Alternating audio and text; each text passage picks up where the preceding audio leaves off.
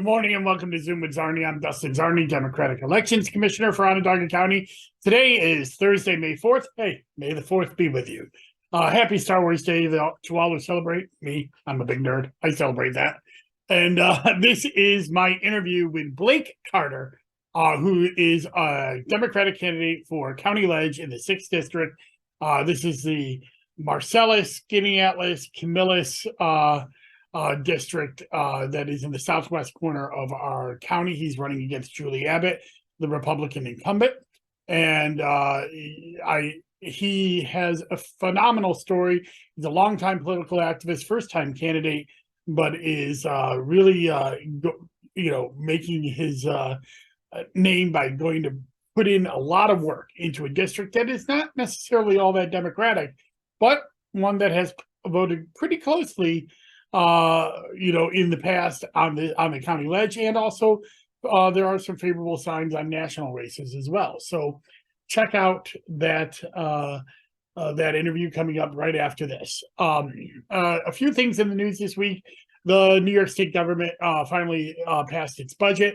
Several good things there for county boards of elections and elections in general. We have the $15 million in capital funding for county boards, reauthorizations for all the grants that we've had, $4 million in postage reimbursement for county boards to pay for absentee ballot postage, which is now free for citizens. You don't have to pay for postage. The county pays for that. And then now New York State reimburses the county for that.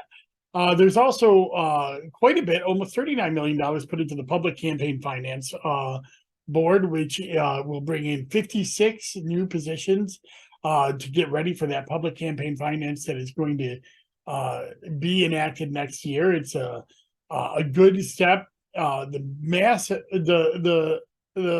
majority of the funding will come in next year's budget when they actually start the actual campaign finance program. I've had a lot of interviews with activists about that, and they wanted like about 150 million this year to pay for next year's this year. But I think the lawmakers and the governor said they're going to take care of it in next year's fiscal budget. But the $39 million investment is a signal that they're going to do that, because they're not going to throw that money away and hire all these people and delay the program. So it's a big get. And of course, this New York State Board of Elections got not only their full funding that they requested, but that full funding included extra personnel to implement automatic voter registration and online voter registration. So lots of great things with the New York State budget.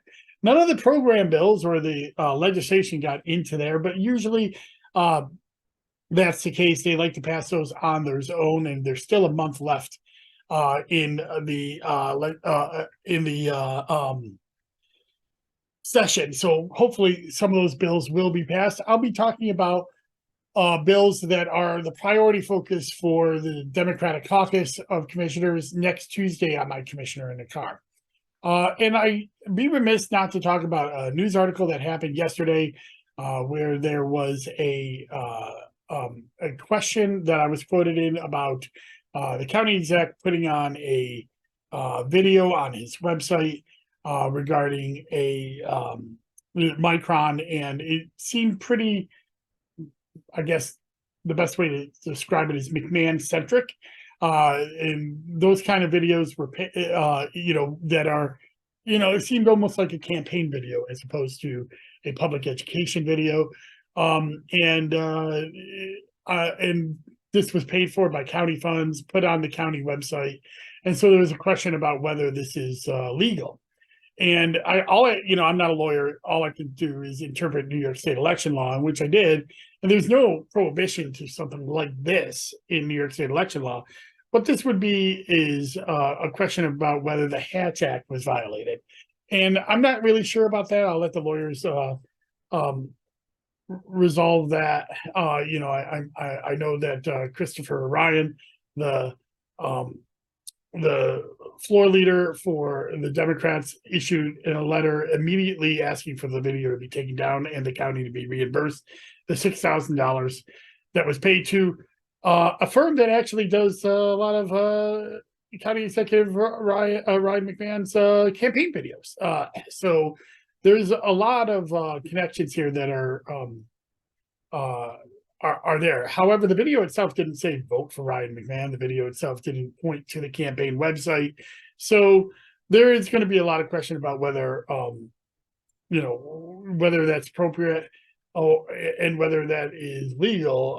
As I said to the paper, usually it's the public who makes that decision, and that's you.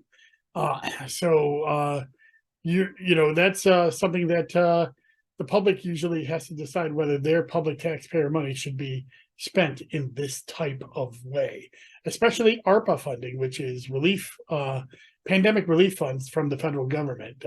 So this is an interesting question, and we'll have to monitor this story as it develops.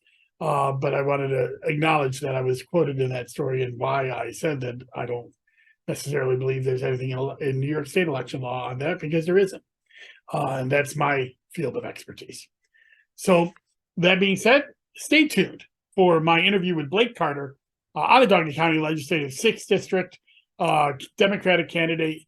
And please listen to this interview. It's a great one.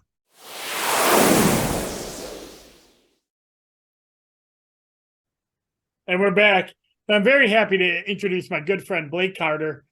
He is a well-known activist in our area, has been working on a lot of campaigns, but this year he's a candidate for office in County Leg District 6. That's the southwestern portion of Onondaga County.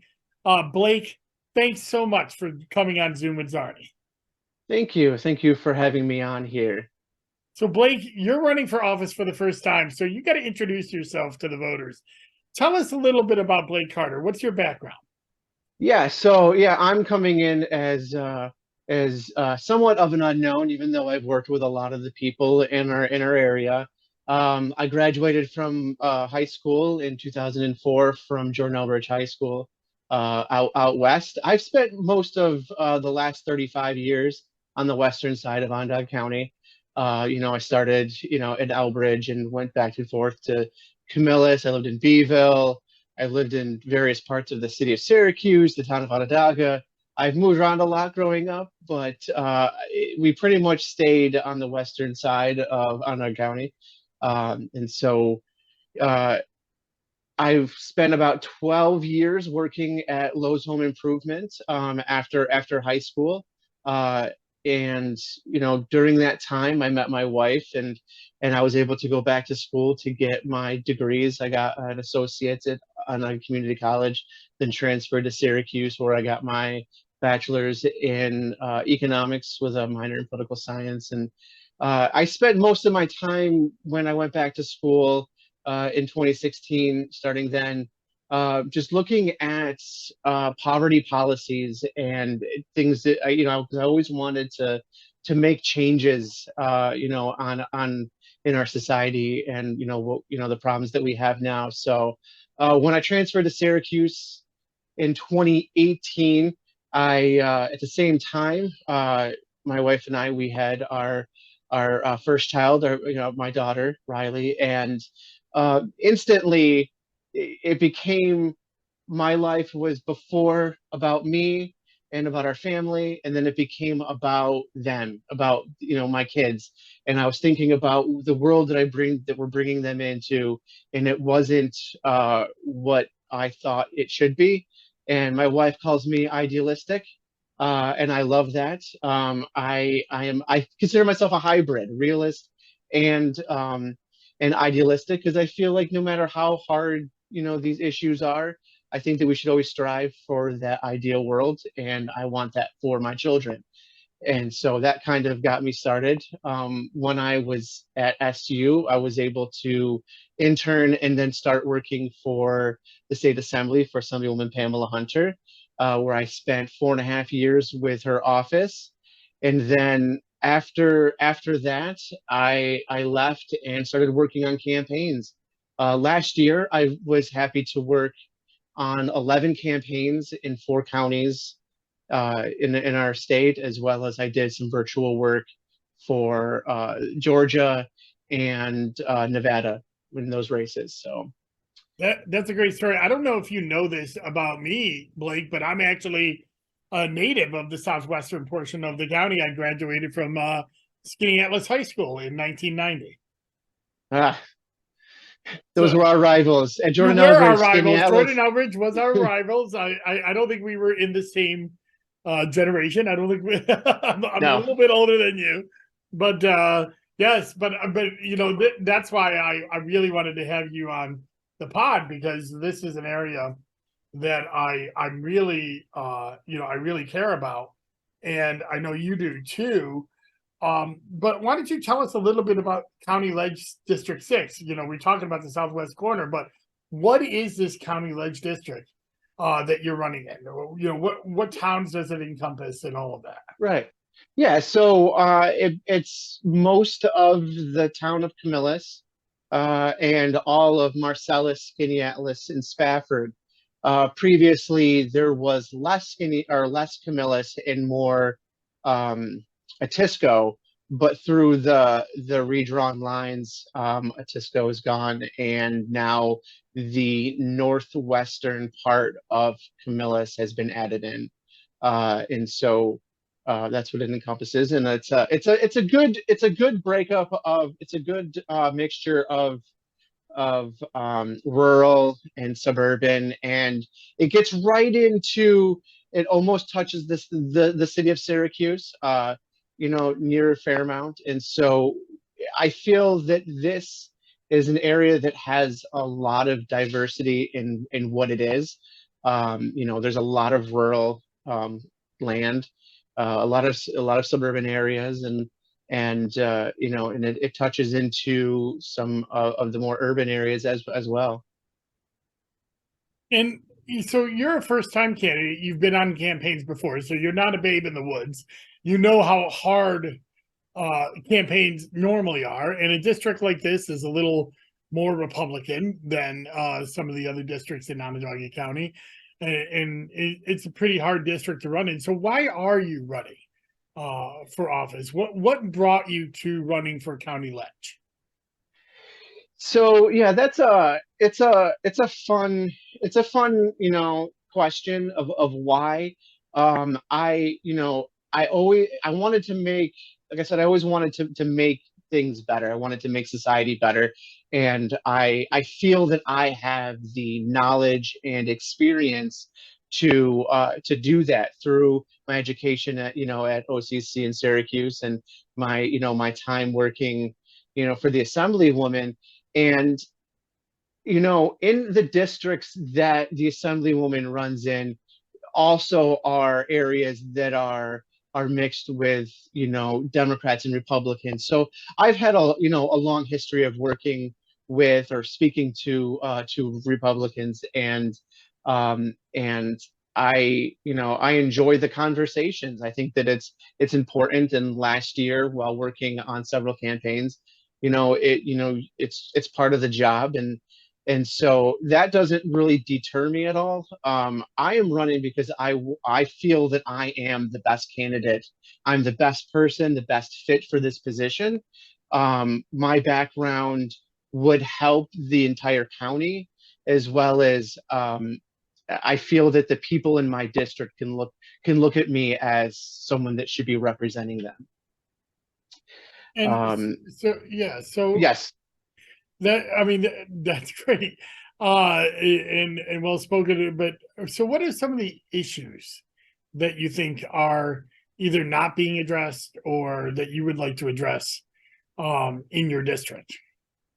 So more, so more outside of so I would like. I mean, there are things that the district obviously is important, like agricultural land. You know, the rural land is always important, and they also have, you know, poverty as well, which is a little bit different than inside the city with the rural poverty, but you know, and with it having the environment that it is, that's a big you know, it's a big thing we should always be looking at. You know, we have Skaneateles Lake, which is one of the cleanest lakes in the country, and you know, feeds into you know, the city water and all the towns as well. So you know, that is going to be one of the biggest issues. But those are big issues and ones that I am well equipped to take on. The ones that I feel like are important should be important to everyone, and that is mental health. I think that is my favorite and my top issue that I think that we need in the entire county, including in all parts of it. Being in the urban areas as well as suburban and in the rural areas. I think that we think of mental health as just being about crisis, and I think that we need to change the view of mental health and what it is, what the problem is, and what it can actually solve for us. Because I think that there are some opportunities to help, in poverty and education, and just, I guess, have a better quality of life for everyone. And I think that drives everything up. So. You mentioned, redistricting a little bit earlier, and this is one of the few districts that, in a sense, stayed the same. There's a little bit of Atisco taken out of it, and they went into a little bit of Camillus, but in essence, it is a large part of it is the Skaneateles and Marcellus school districts is part of that district, and that has stayed the same. What is your plan to present yourself to the voters of the district? How are you going to get out there and actually affect change like you want to do? Yeah, so I want to push the message that I am like everyone else. I am a western Onondaga County, resident, and so I am, like everyone else, that I have the same, you know, I have a lot of the same ideas as everyone else, and like priorities. Sorry, I have the same priorities as everyone else. That I want to have, I want my kids to grow up in a good area, to get a good education, and so I mean, I'm not someone who is famous, or I'm not someone who comes from a lot of money. I'm like everyone else, and but I have the drive to want to make the area better, and so I hope to inspire using that. If you when you're successful in this campaign, what are some of the issues that you think maybe hasn't been addressed that you're hoping to do in your first term? First term, like I said, I want to adequately address, at least look into the mental health concern in the area. I personally feel that mental health as a crisis should come in, under like lead and other issues like that, but it's still very important for the county. I think that we're not addressing it properly from access to, even when you go on if at minimum on this issue, being able to give resources to people. So when you go on the website, the Onondaga County website, and you're looking for help, that it's not just always about the crisis right now, but it's about the preventative maintenance, having a good foundation, you know as well. I think we do put a lot of, and for good reason, we put a lot of money and time into the crisis, but I think that when we get to that point where we've already missed so many opportunities to help people, and so that's a big thing for me. I One of the main reasons why I feel like now is the time for all of this is because we have some major projects coming up in our county in the next 3 to 5 years, and I want to make sure that everything merges with our county correctly, with ID1, to make sure jobs and everything are handled correctly, as well as with Micron coming in, that they integrate into our community, for the best way for us as well as them. And so with my background in economics and urban economics and poverty policies, I think that, I feel like that I would be good to help make that happen, to help bring everyone together in a way that is benefit for us as well as them.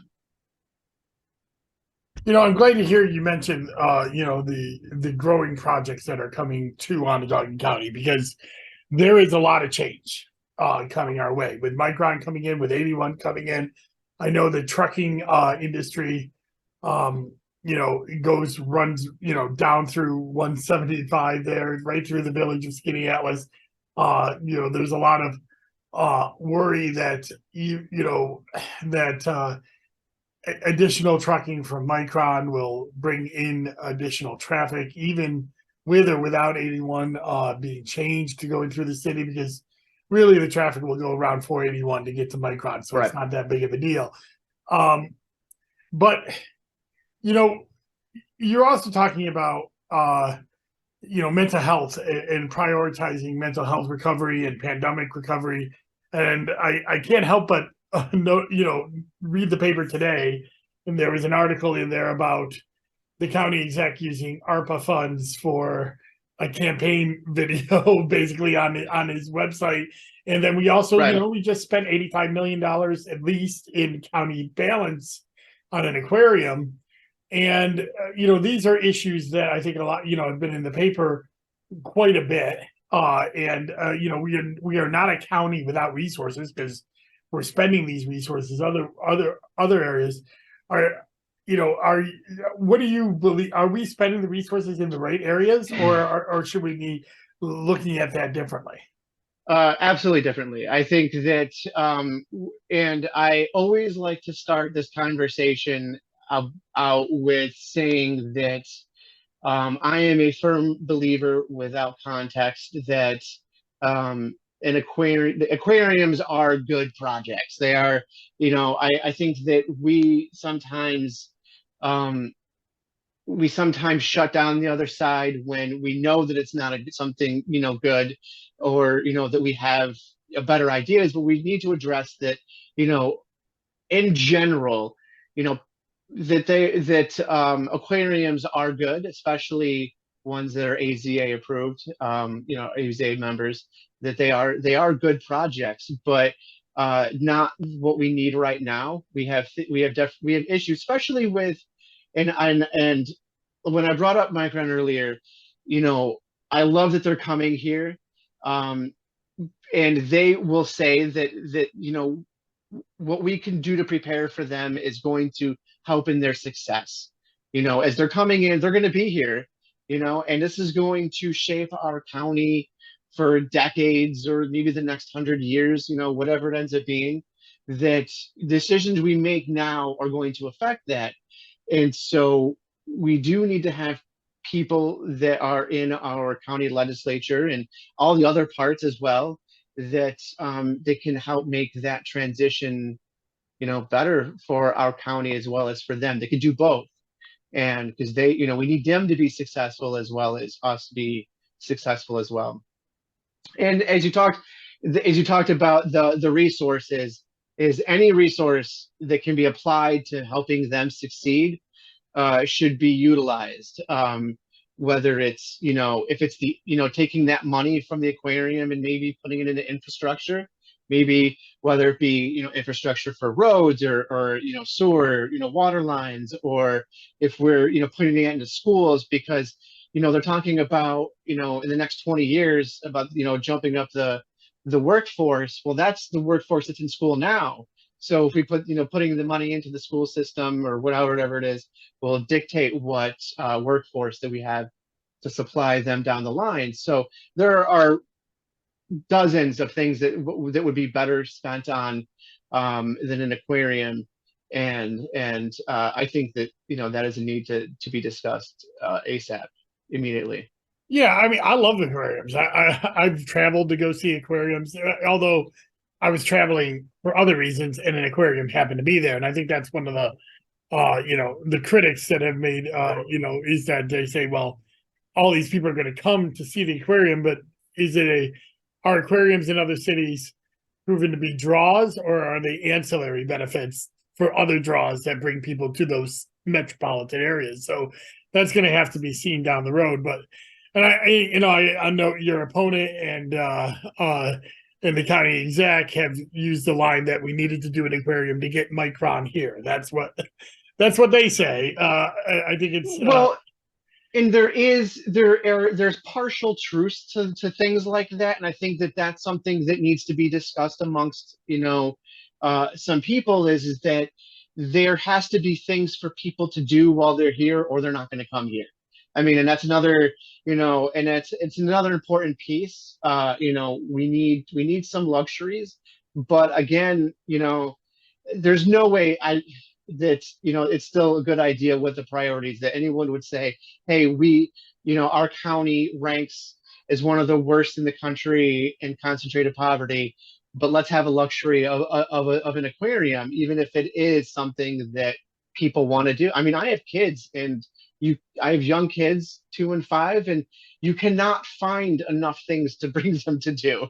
So in this area, so I get that, but it's just it's not a good priority right now, especially with the changing of our county, now. So yeah, I mean, it is there's going to be an interesting time for us because they say 50,000 workers going to Micron, which doesn't include family members. That's a large amount of people that are going to be either coming to this area or being kept in this area and kept from leaving because they're going to stay. And I loved how you talked about how like the Micron workforce of tomorrow is in our schools today, and are we doing enough right.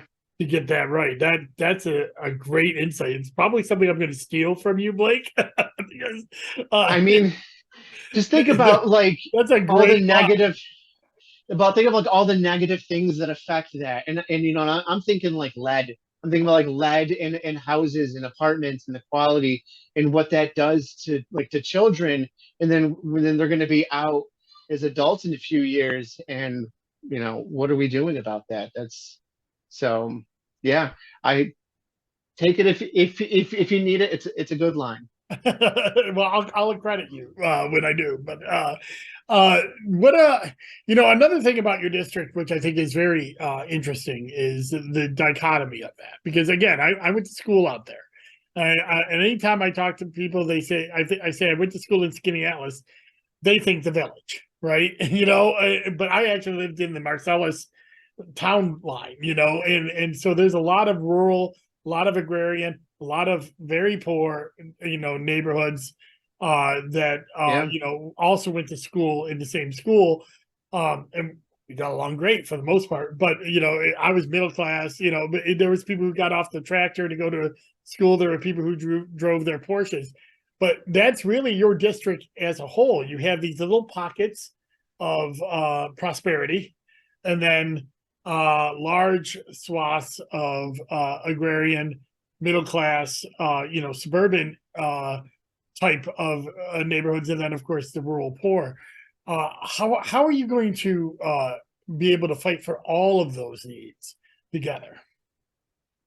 Yeah, I think that becomes a good question, and I think that what I am trying to do is try to change how we look at the difference between poverty and non-poverty as historically being about money, but it needs to be more about quality of life. And so I think that is different for people in different situations. And I came from Elbridge, where I basically lived on a farm. We didn't farm it. We actually we rented it out to a large farm group in our area.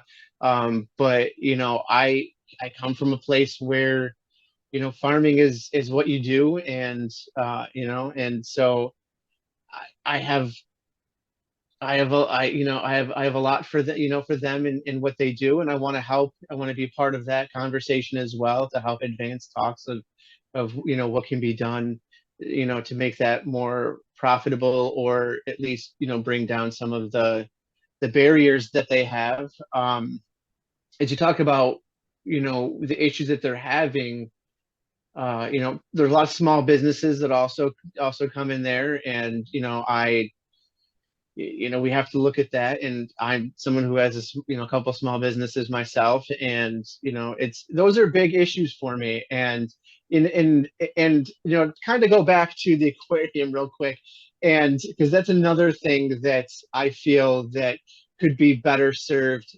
for our people, is that if we have all this excess money, taking care of small businesses, especially ones that had to bear the burden during the pandemic, should be helped better than they were. And if we have money, we should be helping those small businesses. They're the lifeblood of our country and our county and all the towns in that. And so I think that even that would be a good idea as well. But Yeah, and like I yeah. know in your area, broadband, broadband internet is a big thing, and it's been something that like we've been talking about for years, that we're going to bring broadband internet to the rural parts of our county, and there's always been these plans, but it hasn't really, line isn't being laid right now. It's not there's not this at least that I can see, that they talk about this broadband internet infrastructure they're going to bring, but it always seems like it's down the road. It's in the planning stage, but not quite here yet.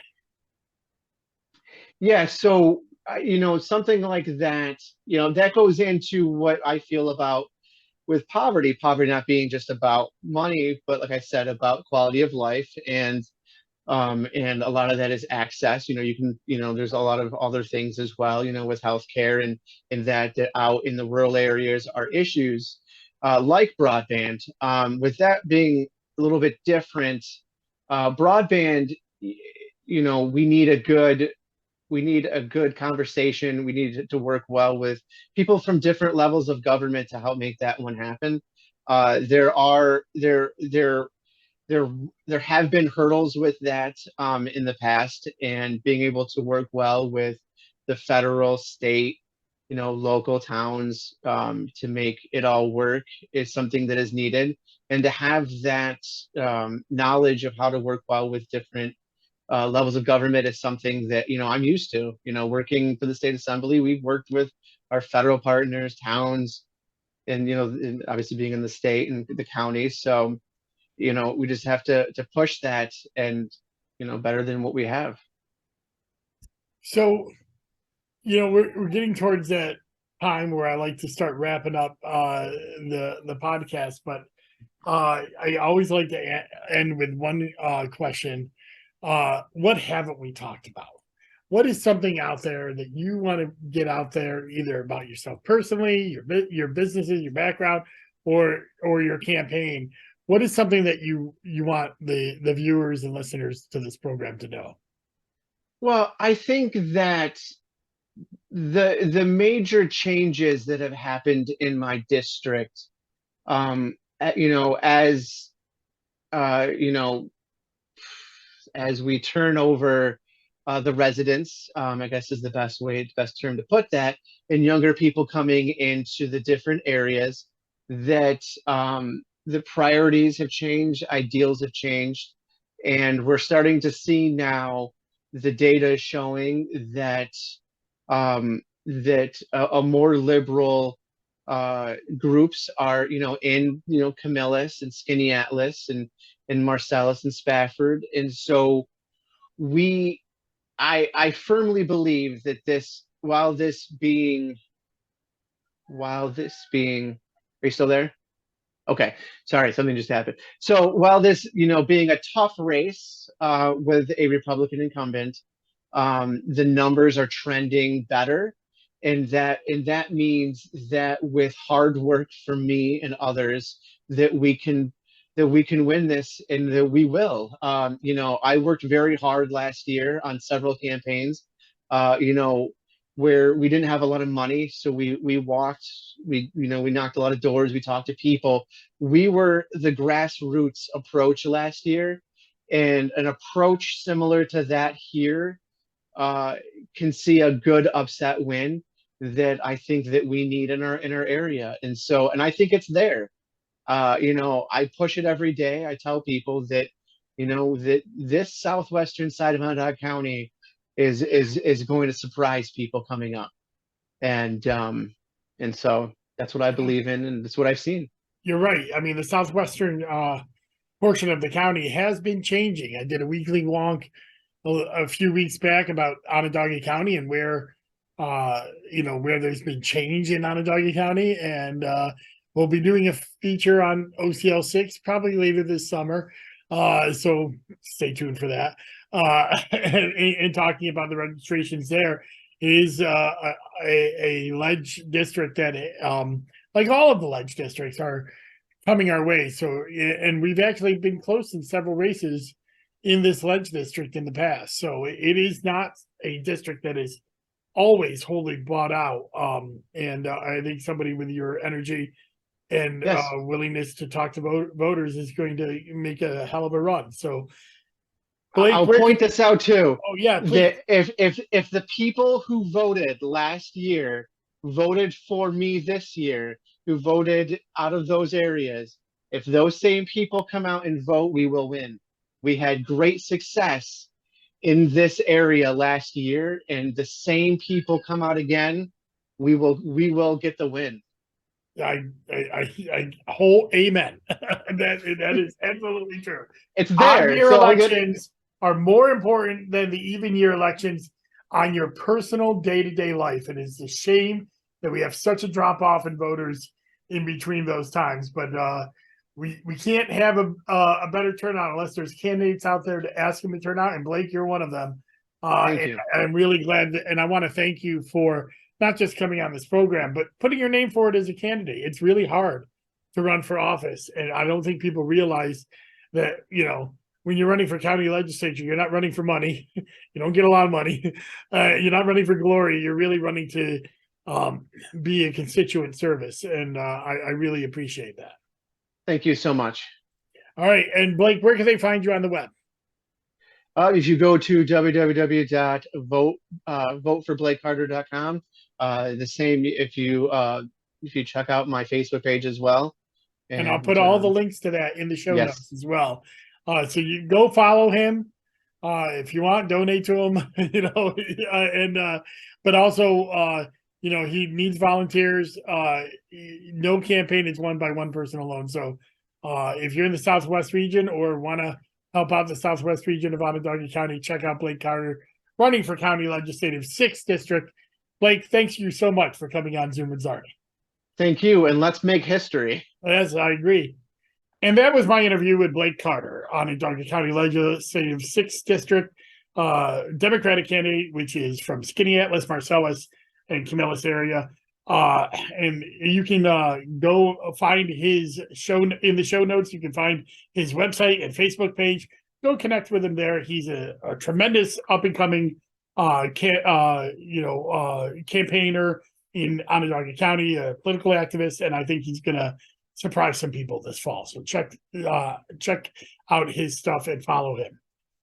This week, later this week on this weekend on the weekly wonk, I will be doing a deep dive into the village of Liverpool, and then on the right now I have the town of DeWitt up on my website, dustinczarny.com. Next week I will not be doing a Zoom with Czarny, I don't believe. I'm going to be doing a Czarny seminar on the processing of absentee ballots, how to vote by absentee ballots in 2023 in both the primary and the general election.